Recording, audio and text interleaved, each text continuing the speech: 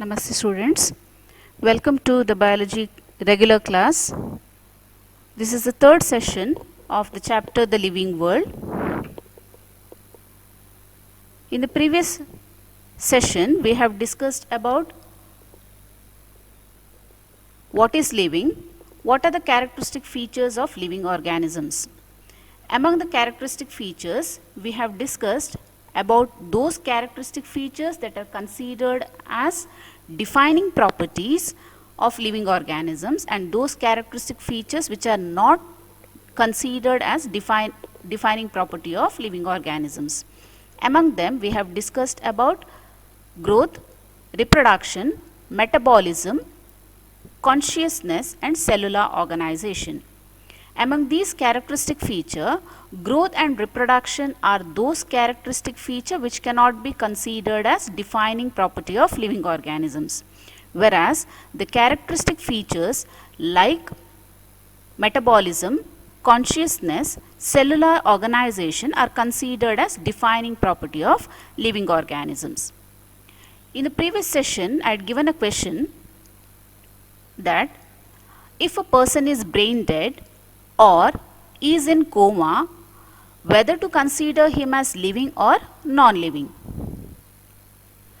If you consider or if you answer in terms of consciousness, or if you consider the criteria of consciousness, the person who is brain dead or in coma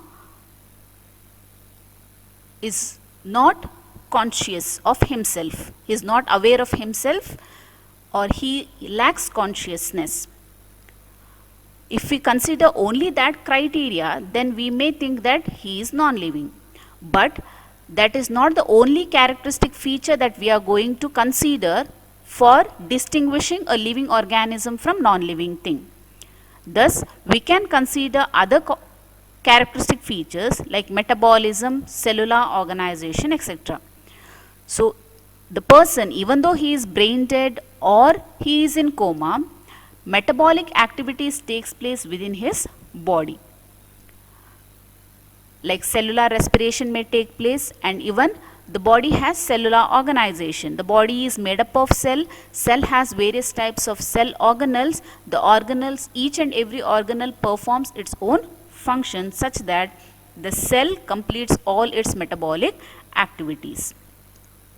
So in today's class, we will discuss about diversity in the world. What do you mean by term diversity? Diversity is variety or different types of. So if you look around yourself or in your locality, you can see a large variety of living organisms. It may be varieties of insects, varieties of animals, varieties of birds as well as plants. And there are certain organisms that are not able to observe or that cannot be observed with your naked eyes. We call such organisms as microorganisms. They are very minute organisms such that we cannot observe them with the help without any aid or without any help. We have to take the help of microscopes or lens, then only we can observe those organisms. So such organisms are known as microorganisms. Even those organisms are also living organisms. So the world has variety of organisms. They may be minute organisms like microorganisms, or they may be other type of organisms like insects, birds, animals and plants.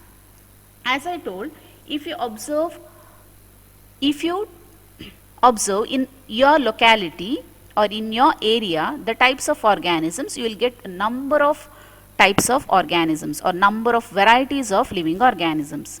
Suppose if you increase your area of observation, what happens? If you increase your area of observation, even the variety of organisms also increases. Right? If you increase the area of observation, the variety of organisms also increases. So there are a large variety of organisms or immense variety of living organisms on this earth.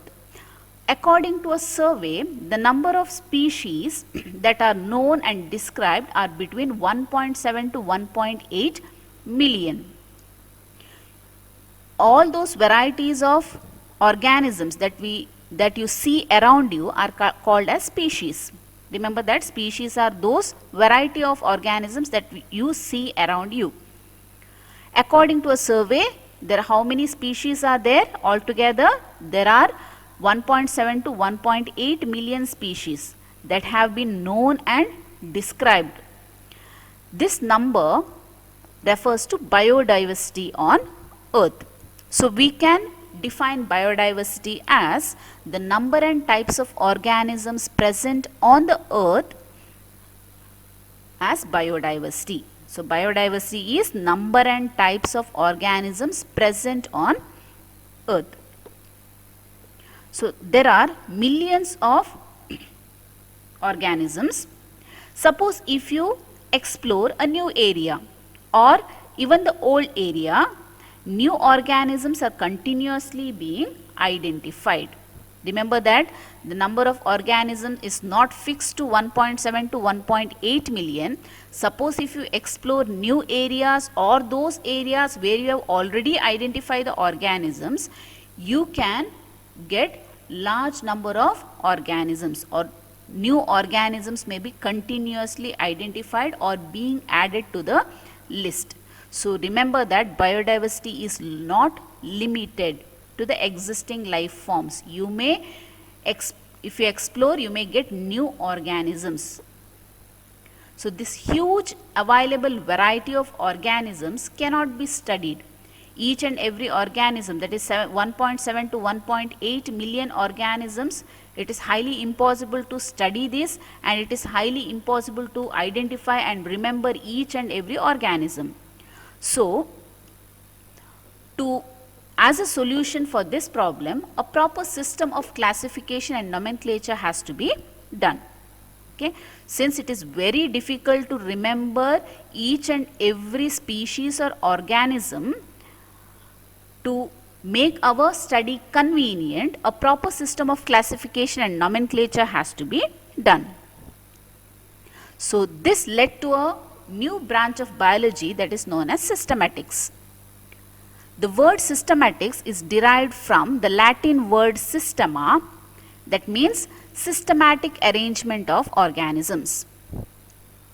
Linnaeus used Systema Naturae as the title of his book, and he coined the term systematics in the year 1751. So systematics can be defined as the branch of science that deals with unique property of species and properties of group of organisms such that we can recognize them, we can describe and name them, and we can arrange these organisms according to an organized plan. So species is a branch of science that deals with properties of species, and we can group those species based on their properties, and we can recognize, describe, name and arrange them according to an organized plan. This is termed as systematics. In the year 1961, Simpson defined systematics as the study of diversity of organisms based on comparative and evolutionary relationship. So in earlier days, this systematics or classification of organisms were done mainly based on some of the characteristic features like morphological characters or anatomical characters. Morphological says that, or morphology is the external features of organisms, and anatomy is the internal features of organisms. So earlier classification was done mainly based on the external features and internal features of organisms. But in 1961, Simpson defined that systematics is the study of diversity of organisms based on comparative and evolutionary relationship. So what do you mean by evolutionary relationship? Evolutionary relationship is the genetic relationship between the organisms. So not only based on the comparative or comparison of the organism, based on genetic relationship, systematics can be done. That is, classification of organisms can be done. Systematic includes identification, classification and nomenclature. First, let us understand what is identification. Identification is finding the correct name and appropriate position of an organism. Identification is finding the name and appropriate position of an organism. So how can we identify or give a position for an organism? Mainly based on morphological characters and anatomical characters, we can categorize the organisms or we can identify the organisms.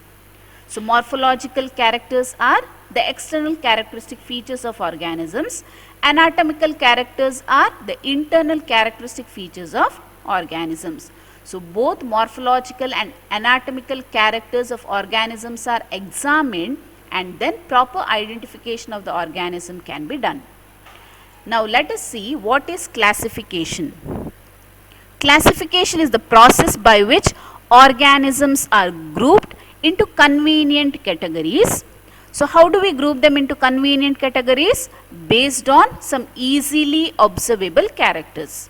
So how to group the organisms into categories? Based on easily observable characters. So classification refers to not only the classification or grouping of organisms, it may be grouping of any of those things based on the easily observable characters. But if we classify the organisms based on easily observable characters or based on similarities and differences in their characters, then it is termed as biological classification. Now let us discuss what is nomenclature. The term nomenclature refers to naming.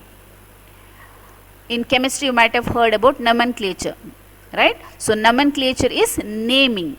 Nomenclature is the system of naming of living organisms in such a way that a particular organism is given a particular name or particular organism is known by a name. So this name is common all over the world. Nomenclature is system of naming the living organism in such a way that particular organism is known by the same name all over the world. So wherever you go, each and every corner of the world, the name remains the same for that particular organism. That is called as nomenclature or scientific name. Even though their local name may be different, but they have got a common standardized name and that is known as scientific name. So let us see what are the advantages of classification. Classification mainly helps to identify an organism easily. New organisms, if they are identified, then it is easy to give a correct position or place in a particular group. So if a new organism is identified, then it is very easy for us to give a proper place or position to that organism. Classification makes the study of fossils easier. Classification helps in building genetic relationship or evolutionary pathways. It becomes easy to know the features of whole group by studying one or two organisms of the group. Suppose if you are going to study about mammals. Mammals are a group. So mammals includes large number of organisms. And among mammals, if you remember at least one or two mammals, then it is easy for you to remember the characteristic features of entire group or whole group of mammals. For example, human beings are categorized under mammals. We know the characteristic features of human beings. So by Remembering these characteristic features of human beings, we can note down the characteristic feature of mammals. Thus, based on the characteristics, all living organisms are classified into different taxa, group or categories known as taxa. And this process of classification is called taxonomy. Now, let us study in detail about nomenclature. As I told, nomenclature is naming of organisms. There are common names as well as scientific names for each and every organisms. Nomenclature is system of naming living organisms in such a way that a particular organism is known by the same name all over the world. So as I told, there are two types of names given to the organism. One is common name, the other one is scientific name. The common names are also called as vernacular names. It is called as vernacular names. And these vernacular names are the local names given to an organism in a specific language and in a particular region, and it may vary from one country to another country. So, one organism may have around thousands of names in each language, in each region and in each country. And there are different names for a same organism even in different regions and in different country. For example, cat. Cat is commonly called as Billy in Hindi.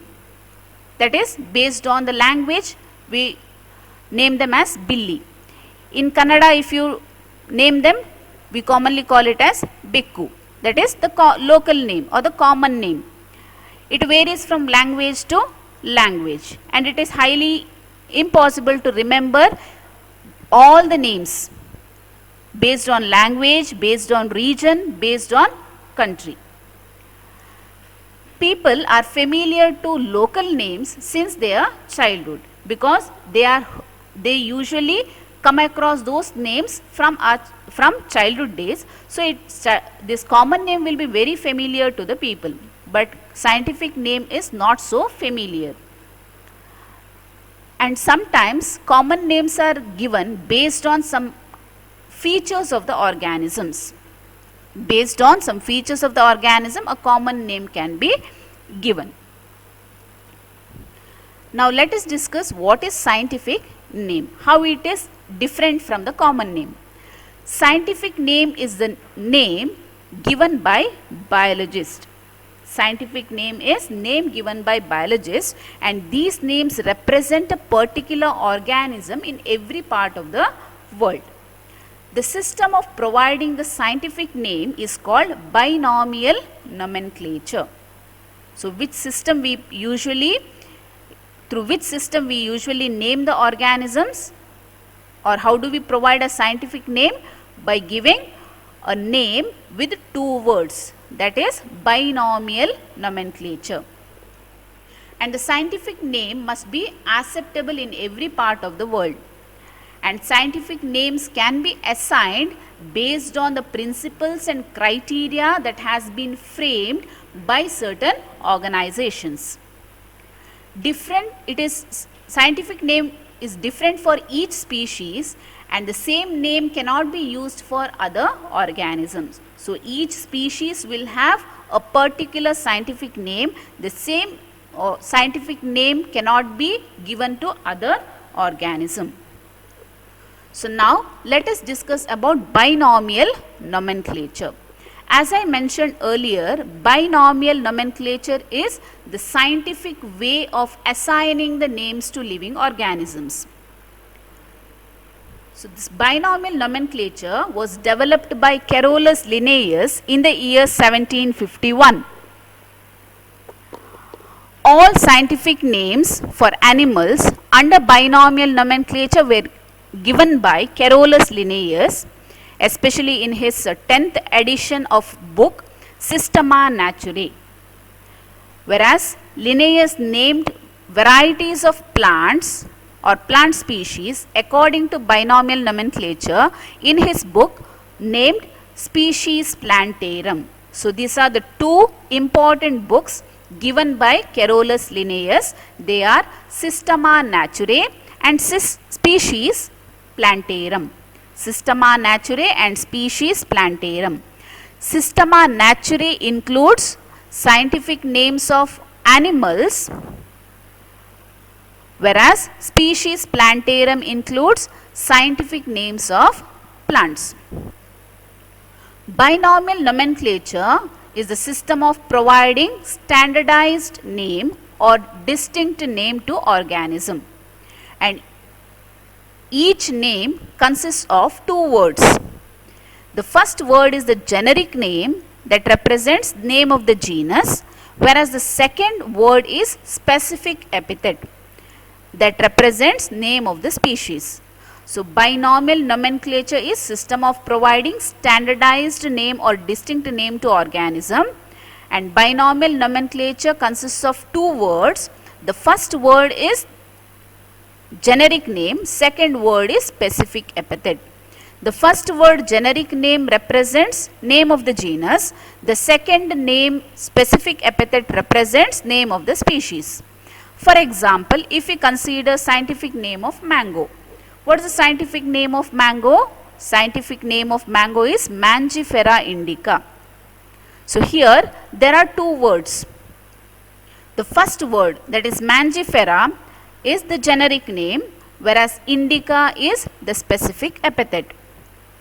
Similarly, we can take one more example, that is name of man or human being. Name of man or human being, scientific name is Homo sapiens.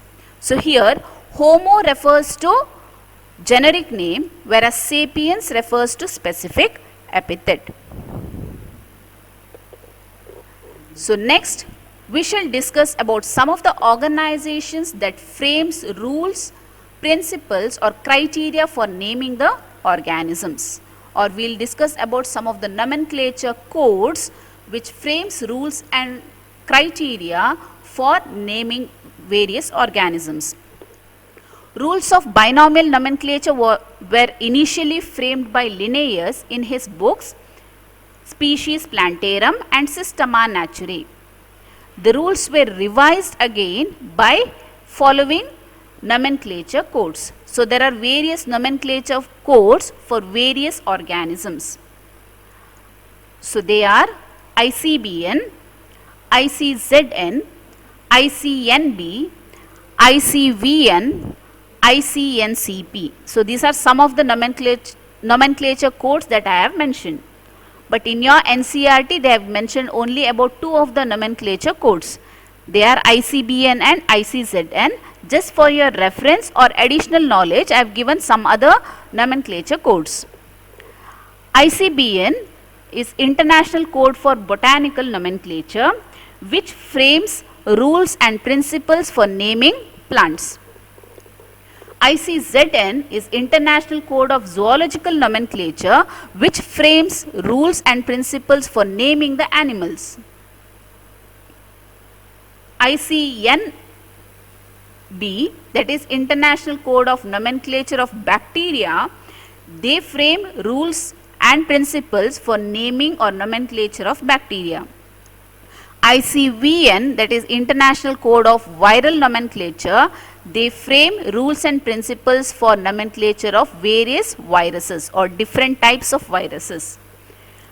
ICNCP, that is International Code of Nomenclature for Cultivated Plants, they frame rules and principles for nomenclature of cultivated plants.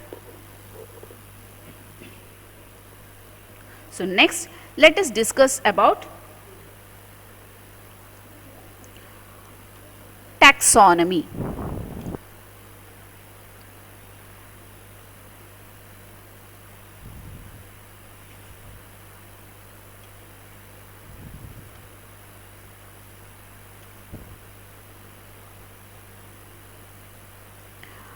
The taxonomy is the science of identification, classification and nomenclature of organisms.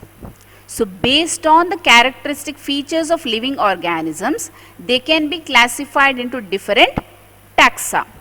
So this process of classification is known as taxonomy. Carolus Linnaeus is known as or considered as father of taxonomy.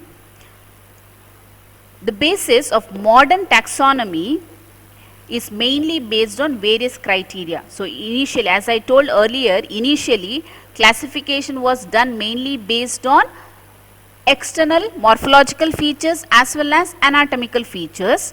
But in the modern day, classification of organisms are done based on various criteria. So the basis of modern taxonomy includes various criteria. Let us see what are those criteria that helps in classification of organisms under modern taxonomy. So they are comparative morphology, where external and internal structures are taken into consideration. Cytology, where the structure of cell is taken into consideration. Embryology, the developmental process is taken into consideration.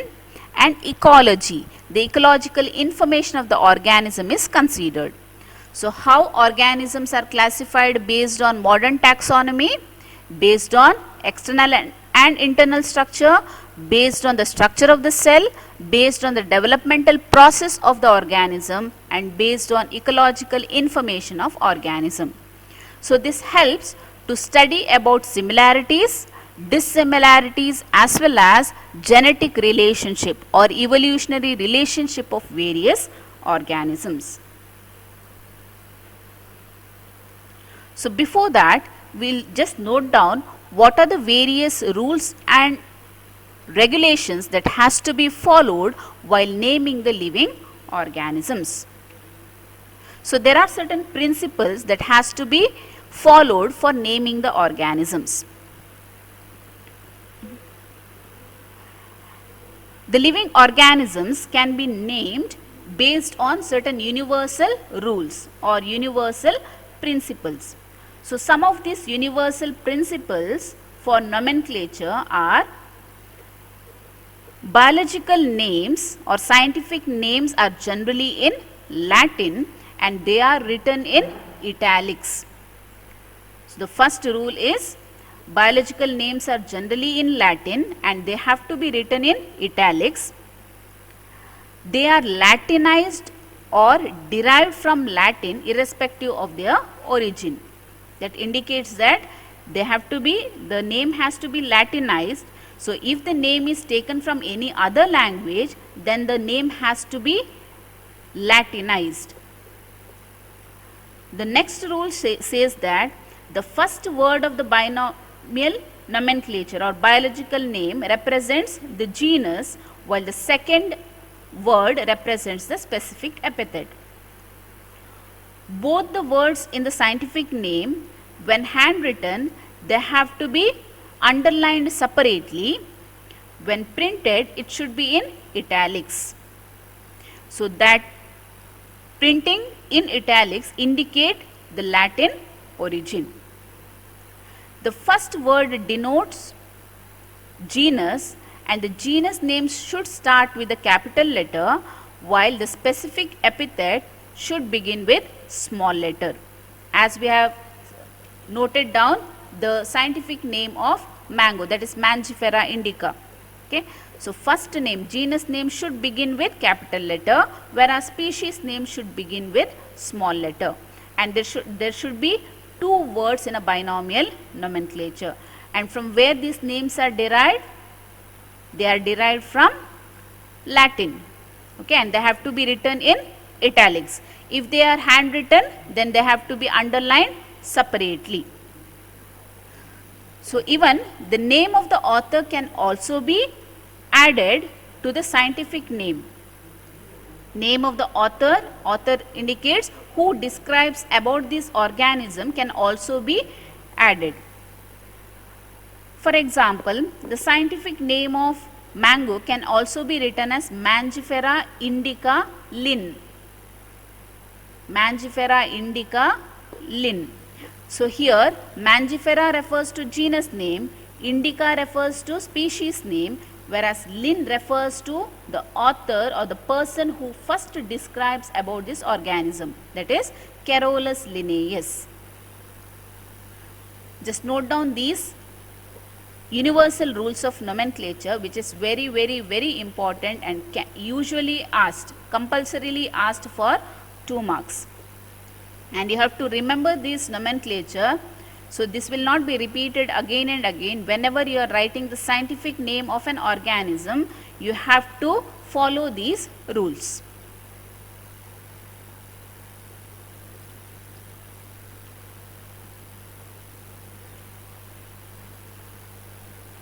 So next, let us discuss about taxonomy and how or what are the basis of criteria that has to be considered for modern taxonomy that we have already discussed. So now let us discuss about the basic processes for taxonomic studies. Organisms are described based on morphology and other characteristic features. The description of characteristics helps in placing an organism in various taxa. Taxa is category. A new taxon can be framed if the organism is different from the existing taxa. So taxa is a category which includes many organisms. So how do we categorize them? Categorize the organisms into taxa or category based on their characteristic features. So based on the similarities of characteristic feature, we usually categorize them into one category. Suppose if you identify any of the organism, or if a new organism is identified, and when you have done the comparative study of new organism with the organism that have been already categorized, if the organism shows certain other characteristic feature or it is different from the existing taxa, then a new taxon can be framed or a new category can be framed. The correct naming of an organism can be done after placing it in taxon. A new organism can be given a new name after following the standardized rules. As per, if it is plant, then based on ICBN. If it is animal, based on the rules framed by ICZN. If it is bacteria, based on the rules framed by ICNB. Let us see what are these taxonomic categories. So you know that classification is not a simple process. It is not a single step process. It mainly involves series of steps or hierarchy of steps, in which each step represents a rank or category. Taxa can also be called as category. It can also be called as rank. Since the category is a part of taxonomic arrangement, it is also called as taxonomic category. Okay, so classification is not a single step process. It involves series of steps. So we call that series of steps as hierarchy of steps, and in each step represents either taxonomic category, or it is also termed as rank or taxon. And all categories together form taxonomic hierarchy. Single category is taxonomic category, and there are many such taxonomic categories which has been arranged in a particular sequence, and that arrangement of all the categories in a particular sequence is known as taxonomic hierarchy. Now let us discuss what is taxon. Each category in a taxonomic hierarchy, there are many categories, and each category is referred to as taxon. So each category or taxon is considered as unit of classification. There are various units of classification. One taxon forms a unit of classification. It is also termed as rank, or it is commonly called as taxon. The term taxon was introduced by ICBN in around 1956. Taxon refers to a group of individuals which are similar and genetically related.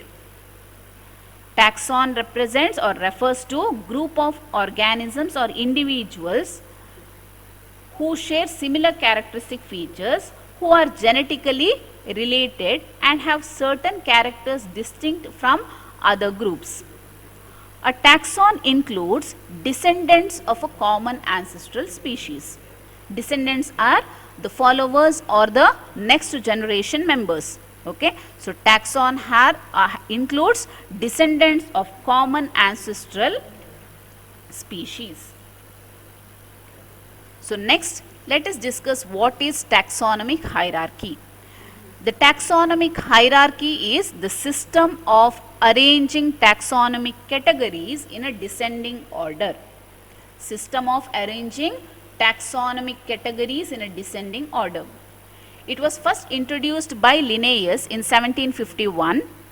So it is also called as Linnaean hierarchy. And groups represent category, and it also denotes rank, or it can also be called as rank. So there are various terminologies to represent each and every group. That is category, taxonomic category, rank or taxon, and they form the unit of classification. So let us see what is obligate categories or common categories. The taxonomic categories which are already used in hierarchy of classification, they are called obligate categories or common categories. Generally there are 7 such common categories. So if we arrange them in descending order, it will be kingdom, phylum or division, class, order, family, genus and species. So these can also be called as ranks. 7 ranks of taxonomic hierarchy. Which are those 7 ranks or categories of taxonomic hierarchy? Kingdom, phylum or division, class, order, family, genus and species. The maximum similarity occurs in species. Among species there is maximum similarity, and it is the lowest category or lowest rank in the hierarchy of categories. The similarity of character decreases as you rise in the hierarchy. That indicates that species, that is the lowest category or lowest rank under taxonomic hierarchy or under classification. So those species, members that are included under a species, they show maximum similarities. As you move on to the other taxonomic categories, so the next taxonomic category is genus. So genus has characteristics slightly less similarities among the organisms. Above that there is family. Family has still more less similarities among the organisms. Next is order. Next is class. Next division and kingdom. So as we move on from species to kingdom, the similarity decreases. Okay, remember that maximum similarity in species. As we move from species to kingdom, the similarity decreases or similarity of characters decreases.